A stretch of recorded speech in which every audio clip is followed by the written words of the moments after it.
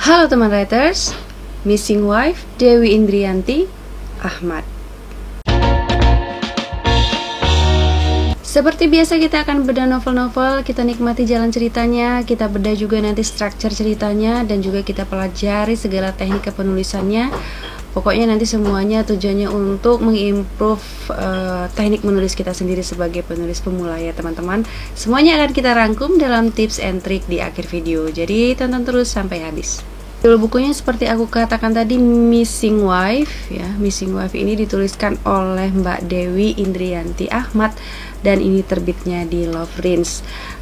Kita akan bahas dulu ini bagaimana penampilan bukunya ya. Kalau dari covernya sangat menarik sekali ya teman-teman. Jadi ilustrasi yang sangat keren sekali dan ini benar-benar nyambung dengan isinya ya. Aku menyukai jenis-jenis cover yang seperti ini ya. Juga warnanya sangat bagus sekali. Ya, dari segi pemilihan warnanya juga sangat menarik sekali. Jadi teman-teman bisa lihat di sini covernya itu sangat menarik kalau menurut aku ya. Kemudian kita lihat lagi dalamnya atau layoutnya juga sangat menarik ya. Layoutnya sangat menarik dan rapi. Tulisannya juga enak dibaca ya, seperti ini. Ya walaupun agak sedikit rame sih sebenarnya ya bawah-bawahnya ini, tapi ya tetap menarik. Kalau misalnya ini dihilangkan yang kayak bunga-bunganya ini mungkin lebih simple dan lebih clean gitu ya teman-teman. Nah kalau untuk segi bahan kertas ya kan, bahan covernya menurut aku sih ini sangat baik sekali ya, percetakan yang digunakan oleh penerbit Lovrins. Teman-teman yang mau bergabung dengan Lovrins ya, mau kepoin tentang penerbit Lovrins, langsung aja ke media sosialnya ya, semua aku sudah letakkan di description box. Kalau misalnya teman-teman ingin berdiskusi nih dengan Mbak Dewi Indrianti Ahmad secara langsung mengenai tulis menulis, bisa juga langsung ke media sosialnya, semuanya sudah aku letakkan di description box. Kopi dulu kok kayak ngelak gitu. Fahmi dan Vidya adalah pasangan muda yang baru saja berbahagia karena kehadiran putra pertama mereka bernama Raka. Lingkungan yang tidak mendukung ya, di mana ibu Fahmi alias mertua dari Vidya tentu saja itu memiliki sifat yang sungguh luar biasa ya. Dan itu menambah beban berat si Vidya ini sebagai seorang ibu baru. Jadi mertuanya si Vidya ini bernama Ratih. Jadi Ratih ini selalu mencibir segala sesuatunya, mulai dari kenapa harus lahiran sesar gitu kan, kenapa ASInya juga kurang lancar gitu, kenapa bayinya selalu menangis gitu. Semua kondisi itu ternyata tidak didukung oleh suaminya sendiri ya, si Fahmi yang juga memang seorang ayah baru juga dan kurang memahami juga kondisi istrinya ya. Jadi sehingga Vidya ini mengalami baby blues yang cukup parah sehingga dia pada akhirnya melarikan diri ya kan, missing wife. Lalu Fahmi tentu saja mencari istrinya ya kan, dibantu oleh Reno, sahabatnya dari sekolah, sahabat si Fahmi maksudku dari sekolah zaman dulu ya. Jadi dia seorang psikolog nih si Reno ini tadi. Dicarilah si Vidya ini sampai kemana-mana gitu. Nah, Rati tentu saja biasa-biasa aja dia.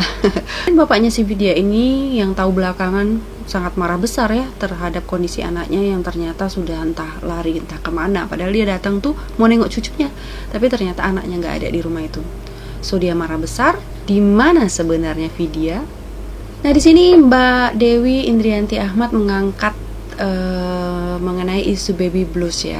Istilah ini akhir-akhir ini sering muncul gitu ya di media-media, sering dijadikan perbincangan juga gitu mengenai baby blues ini. Dan makin kesini itu sepertinya makin banyak sekali penderitanya atau penyintasnya gitu ya. Jadi mungkin ini yang menjadi sorotan utama dari penulis kita ini. Dan ini menurutku adalah ide yang cukup baik ya untuk diangkat menjadi sebuah tulisan, karena dengan ini mungkin pembacanya juga, kita ya sebagai pembaca juga bisa lebih aware mengenai baby blues, sehingga kita juga mengetahui gejala-gejalanya, sehingga kalau misalnya terjadi kepada orang-orang di sekitar kita atau kepada diri sendiri mungkin, nah itu bisa langsung diatasi ya. Karena baby blues ini merupakan penyakit atau gangguan kejiwaan yang cukup parah ya. Kalau si Vidya ini lumayan dia masih melarikan diri aja, bahkan ada ibu yang bunuh dirinya atau lebih parah juga membunuh bayinya ya kan.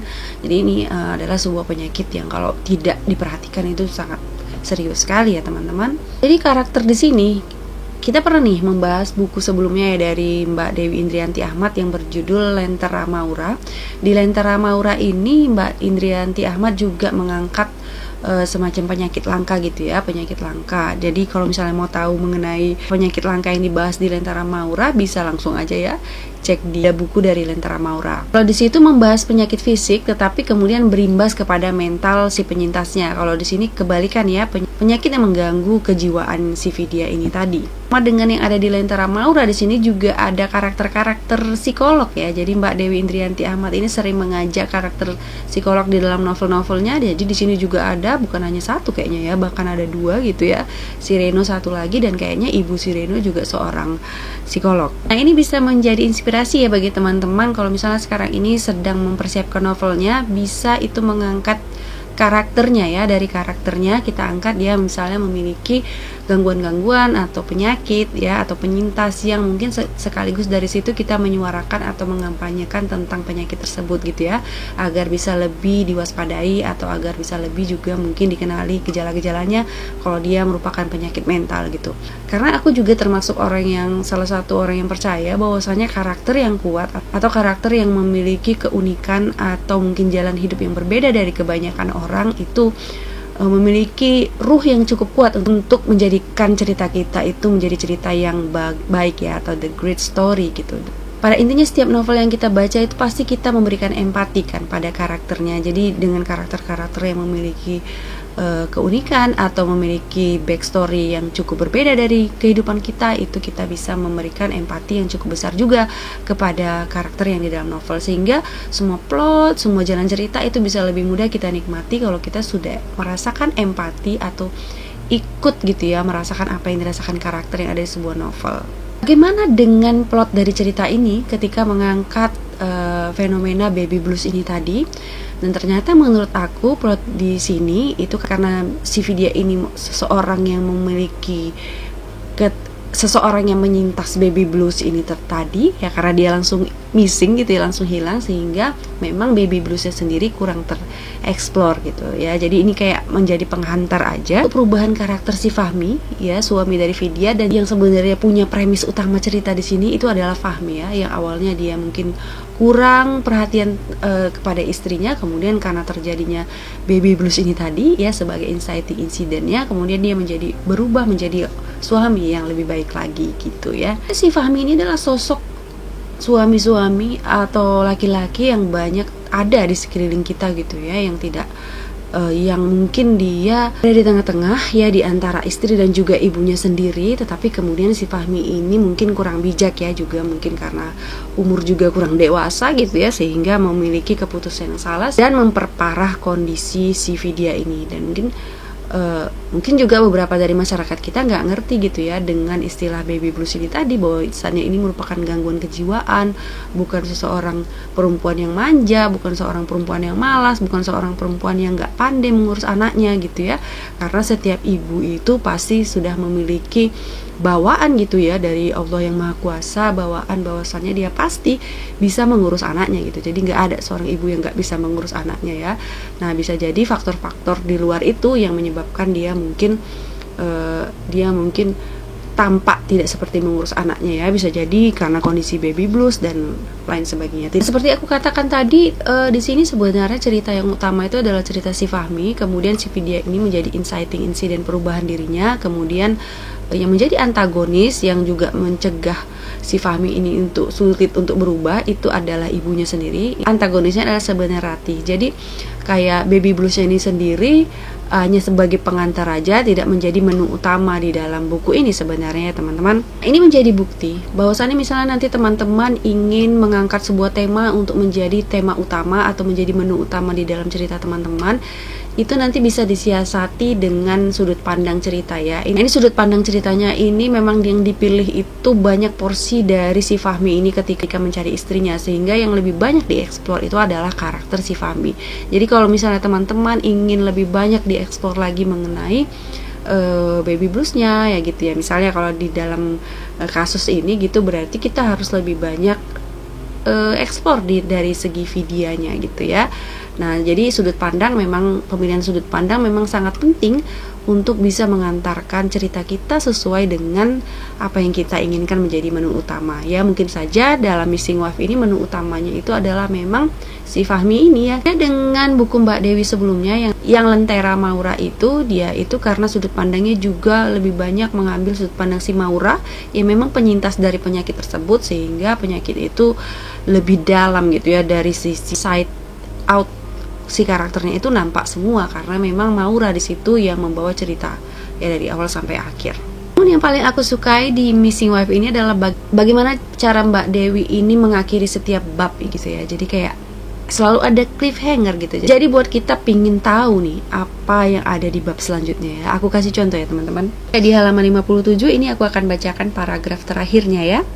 Fahmi mencoba tenang dan berkali-kali mengembuskan napas kasar untuk meredakan segala perasaan yang campur aduk di hatinya.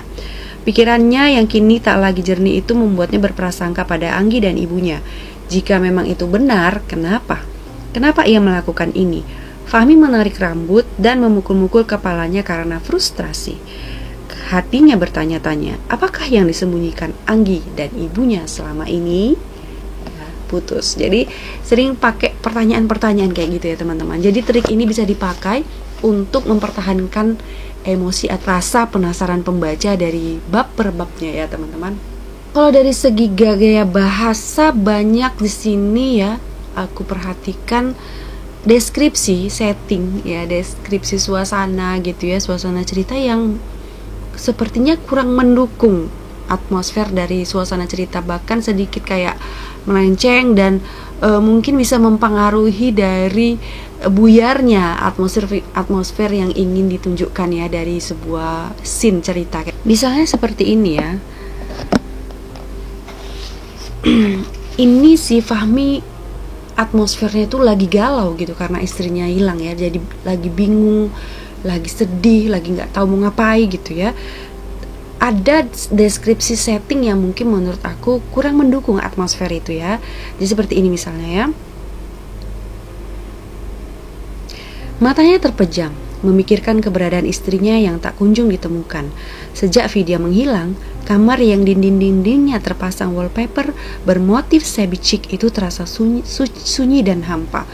Ya, yang aku sebut kayak merusak suasana itu adalah memberitahukan wallpaper bermotif shabby chic ketika si Fahmi ini sedang sedih-sedihnya. Jadi kayak kita sebagai pembaca itu nanti aja lah ngasih tahu wallpaper shabby chic-nya, karena kita juga udah merasa empati nih terhadap galauan dari si Fahmi ini tadi. Teman-teman, aku juga mendapatkan pelajaran di sini ya. Terkadang kita mendeskripsikan suasana itu sesuai dengan kemauan kita aja sebagai penulisnya, tapi tidak sesuai kemauan dengan ceritanya gitu ya. Jadi kalau bisa deskripsi setting itu yang mendukung suasana. Jadi misalnya kalau pernah baca banyak novel gitu, misalnya sedang menceritakan kondisi laut ya, kondisi angin, memang dia menceritakan cuaca, tetapi ternyata angin itu memang sedang dipersiapkan untuk scene tersebut. Misalnya angin kencang itu yang menerbangkan kemah mereka, sehingga itulah inciting incidentnya terjadi gitu. Jadi pokoknya kalau bisa setting suasana itu memang mendukung scene-nya ya, adegan apa yang akan terjadi, juga mendukung perasaan dari karakter atau juga mendukung suasana ceritanya gitu ya teman-teman. Kalau untuk tata bahasa di sini aku banyak menemukan penulisan Al-Qur'an dan beda-beda semua penulisannya ya. Nah, kalau misalnya yang benarnya dulu pernah sempat Al-Qur'an itu ditulis seperti ini di KBBI ya. Jadi cuma huruf A-nya yang besar dan digabung semua. Tapi kemudian ada revisi KBBI pada tahun 2015, penulisan Al-Qur'an itu kembali seperti ini ya. A-nya huruf besar dikasih penghubung ya di antara al dan ke q-nya juga huruf besar dan tanpa koma di antara huruf r dan a-nya itu tanpa koma di atas ya. Jadi Al-Qur'an seperti ini kalau di KBBI yang sudah diperbarui. Nah, kemudian aku ada kata yang kurang paham ya, menyembilu. Menyembilu itu apa? Teman-teman bisa komen di bawah ya, dibantu aku menyembilu itu artinya apa. Oke, sekarang kita masuk ke reading time. Saat itu suasana di dalam mobil hening. Di kursi bagian tengah tampak Vidya dan Fahmi sedang harap-harap cemas dan tak sabar ingin segera tiba di rumah sakit. Sambil mengusap air mata yang mengalir di pipi, Vidya menatap wajah Raka sambil bergumam. "Kamu kenapa, Nak?" "Kamu yang kenapa?" tanya Fahmi tiba-tiba. Suaranya terdengar sinis sehingga Vidya merasa sedikit terusik. Maksud kamu? Iya, kamu yang kenapa? Kenapa asimu sedikit? Kenapa Raka nggak mau menyusul langsung dari kamu? Harusnya kamu tuh banyak belajar dan cari info dong. Vidya tak percaya dengan apa yang didengarnya. Ia menggeleng pelan, matanya terbelalak. Mas, kamu kok ngomongnya gitu? Gitu gimana? Emang bener kan apa yang aku bilang? Fahmi bicara seolah itu adalah hal yang biasa saja. Mendengar itu, Vidya sangat sedih. Hatinya terasa sakit dan air mata masih kerap meleleh di pipinya.